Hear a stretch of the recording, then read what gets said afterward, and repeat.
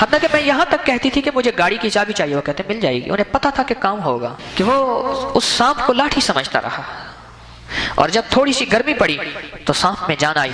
مجھے میرے استاد نے کہا تھا کہ آخری پیشاب جو کر لو اس کو مٹھی میں لے لو، ہاتھ کے چلو میں لے لو، پیشاب چھوٹا پیشاب آخری اس کی مٹھی بھر لو۔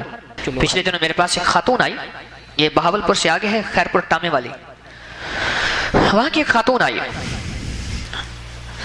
تو تین خواتین تھیں غالباً، مجھ سے کہنے لگی کہ آپ مجھے بیعت کر لیں، ایسے ہاتھ آگے بڑھا۔ میں نے کہا جی خواتین کے ہاتھ نہیں پکڑا کر، آپ صرف کلمات پڑھ لیں۔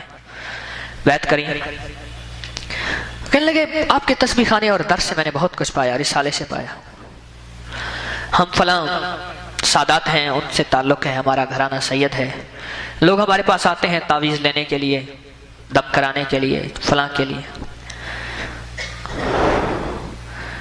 تو ہمارے بڑے کرتے ہیں یہ سارا کام۔ وہ خود ہی کہنے لگی بھائی ہمارا تو گزارا ان نذرانوں، ان ہدیوں پہ، ان تحفوں پہ ہوتا ہے جو ہمیں دے جاتے ہیں، ہمارے کہاں کاروبار ہے، اور ہم اسی پہ پل رہے ہیں۔ کہنے لگا آپ جو درس میں کہتے ہیں نا کہ یہ گدی نشین بیٹھے پل رہے ہیں، ہم بھی انہی میں سے ہیں، مفت میں پل رہے ہیں۔ لیکن کچھ سالوں سے میں نے زندگی میں کچھ کالے جادو کو شامل کیا۔ جب کالے جادو کو شامل کیا میرے عمل کی تاثیر بڑھ گئی۔ ہمارے ہر خاندان کی ہر عورت مرد تعویذ وغیرہ اور دم وغیرہ کرتے ہیں،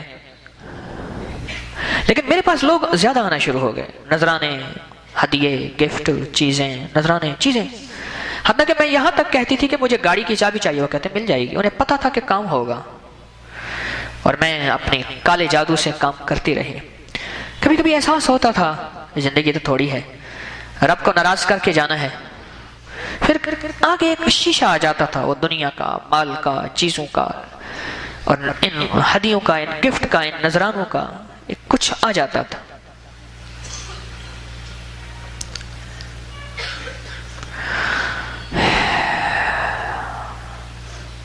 اور کہنے لگے کہ پھر بس کہیں سے رسالہ ملا، میں نے رسالہ پڑھا، اور رسالے میں مجھے کچھ عمل ملے، اور آپ نے ایک دفعہ لکھا تھا، کہنے لگے درس میں سنا تھا، اللہم بسمک، صرف اتنا کہ اللہ پاک جل شانہ کے جتنے بھی صفاتی نام ہیں جو ہمیں علم ہے یا نہیں ہے، میرے اللہ کے علم میں ہے، اللہ کے 99 صفاتی نام نہیں ہیں، تورات میں بھی ہیں صفاتی نام، انجیل میں بھی ہے میرے رب کے صفاتی نام، زبور میں بھی ہے میرے رب کے صفاتی نام، قرآن میں بھی ہے میرے رب کے صفاتی نام، اور اللہ کے پاس خود اللہ کے علم میں ہے، وہ 99 نہیں ہیں، وہ تو ہمیں پتہ ہے 99 ہے، ہمارے علم میں ہے۔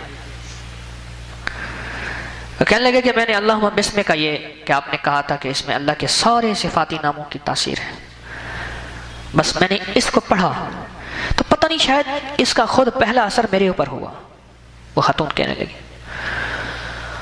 خود پہلا اثر میرے اوپر ہوا، اور مجھے کچھ احساس ہونا شروع ہوا کہ میری زندگی کیا ہے اور یہ چیزیں کب تک چلیں گے، اور میں جو کر رہی ہوں اللہ کی نافرمانی کر رہی ہوں، کیونکہ کالے جادو کے لیے لازم ہے کہ جتنا ناپاک رہا جائے۔ مجھے ایک صاحب نے کہا، توبہ کی، مجھے کہا کہ مجھے میرے استاد نے کہا تھا کہ آخری پیشاب جو کر لو اس کو مٹھی میں لے لو، ہاتھ کے چلو میں لے لو، پیشاب چھوٹا پیشاب آخری اس کی مٹھی بھر لو، چلو بھر لو، اور پھر وہ اپنے جسم پہ چھڑک لیا کرو، وہ جتنا وہ زیادہ ہوگا اتنا تیرا جادو زیادہ اثر کرے گا۔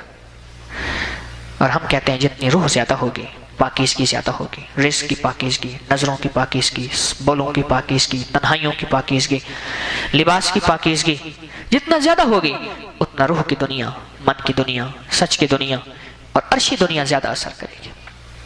کیا خیال ہے؟ ایسے ہے جتنی پاکیزگی زیادہ ہوگی، جتنی پاکیزگی زیادہ ہوگی۔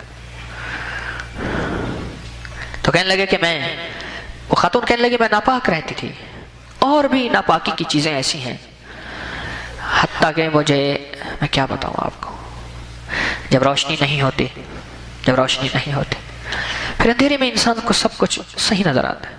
شیخ سعدی رحمۃ اللہ علیہ فرمانے لگے ایک شخص برف میں ٹھٹھرے ہوئے سانپ کو لاٹھی سمجھ کے لے کر چلتے رہے۔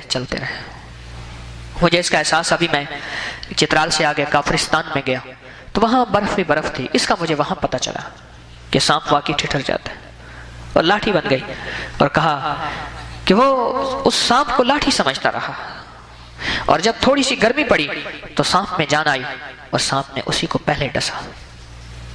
خود اسی طرح روح کی دنیا، قرآن کی دنیا، مدینے والے کی دنیا ایسی روشنی ہے، یہ سب سے پہلے خود پڑھنے والے کو نفع دیتی ہے۔ کسی بھی آپ نام کر رہے یا کسی کے لیے آپ دعا کر رہے تو دعا سب سے پہلے آپ کو نفع دیتی ہے۔ آپ کا کیا خیال ہے، جب گندم کسان بیچتا ہے ذمہ دار، تو سب سے پہلے گھر آتی ہے، منڈی میں فلور مل میں بعد میں جاتی ہے۔ جب آپ روح کی محنت کریں گے، روشنی کی محنت کریں گے اور من کی دنیا کی محنت کریں گے تو سب سے پہلے روشنی آپ کے پاس آئے گی۔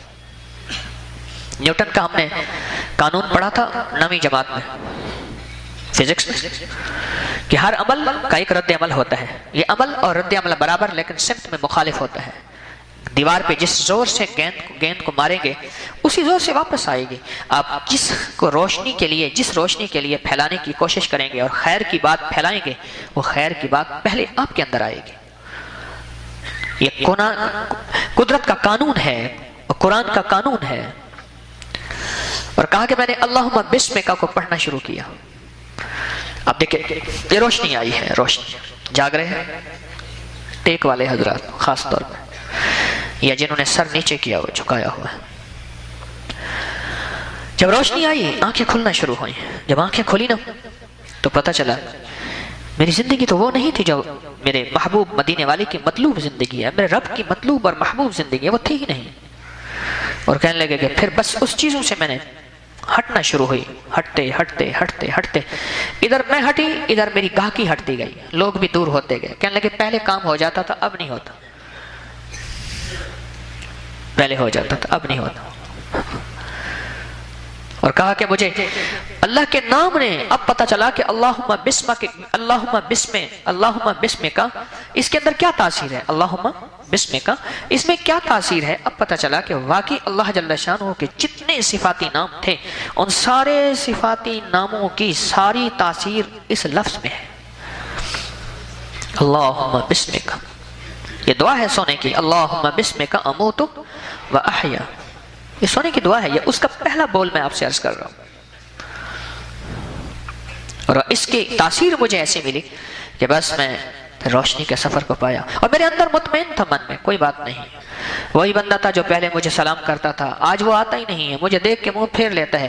کہا کہ پھر اللہ نے اس دل کے اندر کی کیفیت کو بدل دیا، پھر میرے لیے کوئی حیثیت نہیں تھی، پہلے یہ حیثیت تھی مخلوق میرے پیچھے رہے اور سب کے کام ہو جائیں، اب یہ حیثیت ہے میں رب کے پیچھے رہوں اور مدینے والے کے پیچھے رہوں، کام تو اللہ ہی کرے گا۔ لا ملجا ولا منجا من اللہ الا الیہ، کام تو اللہ ہی کرے گا۔ اب یہ کیفیت ہے، یہ روشنی کا سفر ہے، ورنہ ایسا سفر زندگی کا کہ بس اندھیر میں پہنچ گئے، حتی زرتم المقابر۔ اور قرآن نے اندھیرے کے سفر کو جو بیان کیا ہے وہ الہاکم التکاثر، یہی لفظ ہے، الہاکم التکاثر، یہی لفظ ہے۔ اس کا معنی پتہ کیا ہے؟